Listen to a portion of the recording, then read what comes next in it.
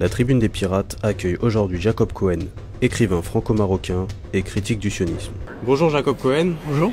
Alors nous allons évoquer ensemble deux thèmes d'actualité. Tout d'abord, quelle est la stratégie à terme d'Éric Zemmour et comment se fait-il que les médias soient complices de tels propos? Il a rejoint, mais qu'aurait bien, le camp sioniste le plus extrémiste. Ça veut dire il a rejoint Goldnadel. Enfin, il a sans aucune mesure. Il dépasse même, à la limite, il dépasse quasiment, enfin, des juifs.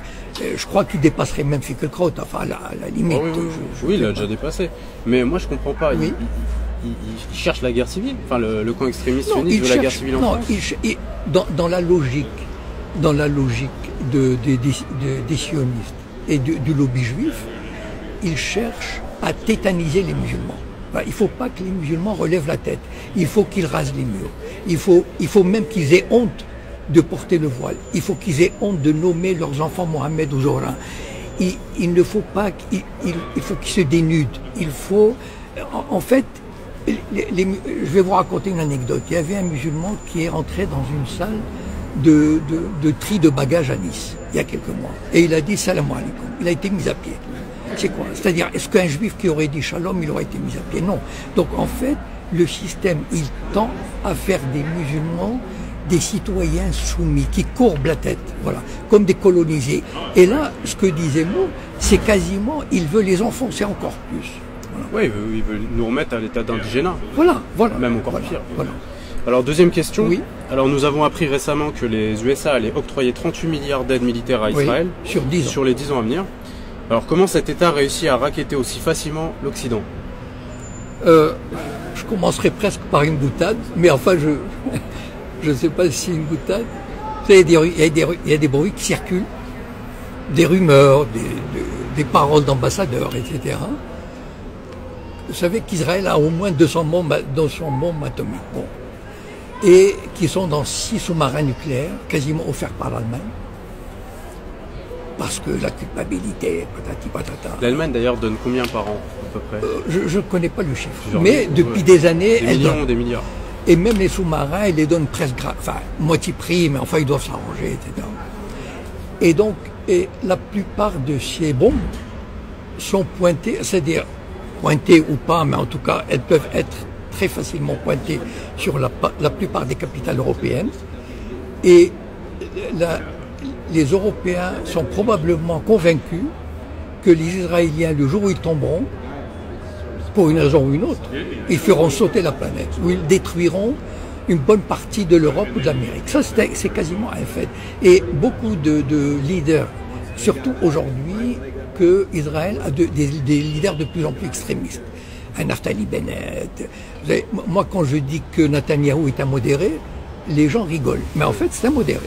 C'est-à-dire, c'est quelqu'un qui a vécu aux États-Unis. C'est l'arbre qui cache la forêt extrémiste. Et qui a vécu aux États-Unis, qui a la notion encore de l'équilibre diplomatique, etc. Mais ceux qui viennent derrière, comme Naftali Bennett, mais eux, ils n'en ont rien à fiche. Eux, ils ont la mentalité de Masada, c'est-à-dire, si on nous détruit, eh ben, on fera péter le monde. Et ils ont de quoi. Et je pense que c'est une crainte qui est ancrée dans les chancelleries occidentales. J'en suis certain. Maintenant, l'Amérique, contrairement à ce qu'on pense, n'a commencé à aider Israël qu'à partir de 1973. C'est-à-dire que de 1948 à 1967, c'est plutôt la France qui a aidé Israël sur le plan militaire. Il leur a même donné la bombe atomique. Voilà. Par contre, à partir de 1967, les États-Unis se sont rendus compte à quel point Israël est un élément important dans leur politique du Moyen-Orient. Il est devenu le chien de garde. Il a montré sa force, sa détermination et sa capacité.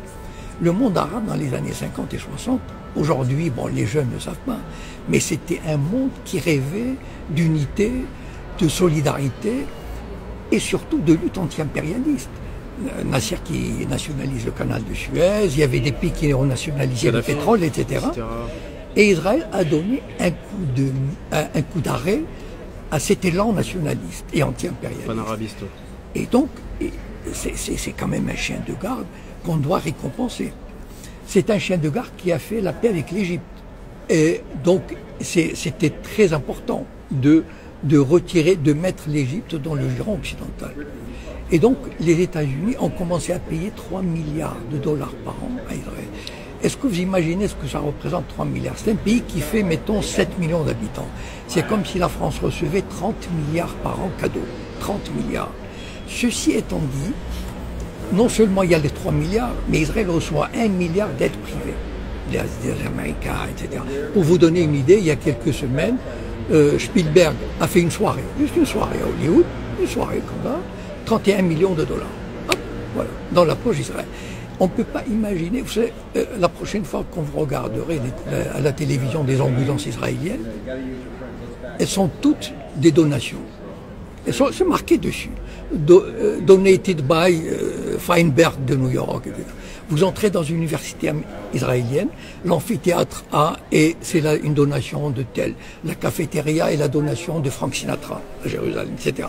C'est un pays qui vit uniquement, enfin qui vit grassement de l'aumône internationale. Et alors, mais c'est aussi le fruit du lobby aux États-Unis? Oui, c'est le fruit du lobby, mais c'est aussi le fruit de l'intérêt colossal que représente Israël pour la politique moyen-orientale. Il ne faut pas oublier quand même qu'Israël, ces 3 milliards sont quand même, enfin, sont largement compensés pour l'Amérique. Parce que le monde arabe, aujourd'hui, depuis 10 ans, il ne présente plus aucun danger. Il marche droit, il courbe la tête, et ça, c'est Israël. Donc, et en fait, les 2-3 milliards, Israël voulait 4 milliards et demi par an.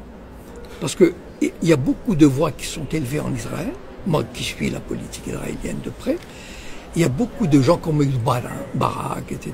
Ils avaient dit que Netanyahou a raté l'occasion de ramasser le jackpot, c'est-à-dire 4 milliards et demi. Il a fait une connerie, etc. Il s'est laissé avoir. Comment? Que 3 milliards 8? Enfin, mais c'est colossal pour un petit pays comme ça, 3 milliards 8. Et donc, mais en même temps, bon, c'est un rapport de force. Il y a le lobby, mais moi je crois une chose, c'est que c'est pas seulement le lobby qui est puissant, c'est que Israël rapporte à l'Amérique. C'est-à-dire, ils ont des services de renseignement extraordinaires. Ils sont capables, enfin, ils peuvent, ce qui se passe au Soudan par exemple, ce qui s'est passé, le Sud-Soudan, le Kenya, c'est le fait des Israéliens. Donc en fait, Israël a un pouvoir qui va même au-delà du Moyen-Orient.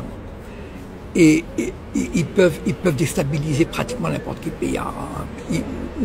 Et donc, il mérite, entre guillemets, ce qu'on lui donne. C'est-à-dire, mais moi je crois que le lobby à lui seul n'explique pas tout. Oui, je comprends. Voilà. C'est-à-dire qu'il y a un équilibre entre, il y a le lobby. C'est leur intérêt. Mais c'est leur intérêt fondamental des Américains. Le jour où Israël ne jouera plus ce rôle, à ce moment-là, on trouvera une raison, on dira, ah ben tiens, c'est trop cher, etc. Mais ce qu'ils donnent, c'est largement, et en plus, bon, les 3 milliards, ou les 3 milliards 8 qu'ils donnent, c'est de l'argent qu'Israël doit acheter, c'est du matériel qu'Israël doit acheter aux États-Unis. Oui, exactement. Et Israël développe des armes et développe des techniques. Par exemple, les drones, les Américains en profitent. Ils développent probablement... Ils testent sur Gaza. Voilà, ils testent tout ce qui se passe en Afghanistan, etc. Donc, il doit y avoir pas mal d'appui israélien. Et donc, finalement, 3 milliards pour les Américains, c'est pas, ou 3 milliards 8, c'est un investissement et ça rapporte. D'accord, je vous remercie pour ces précisions et puis à bientôt sur la Tribune des Pirates. À bientôt. Merci.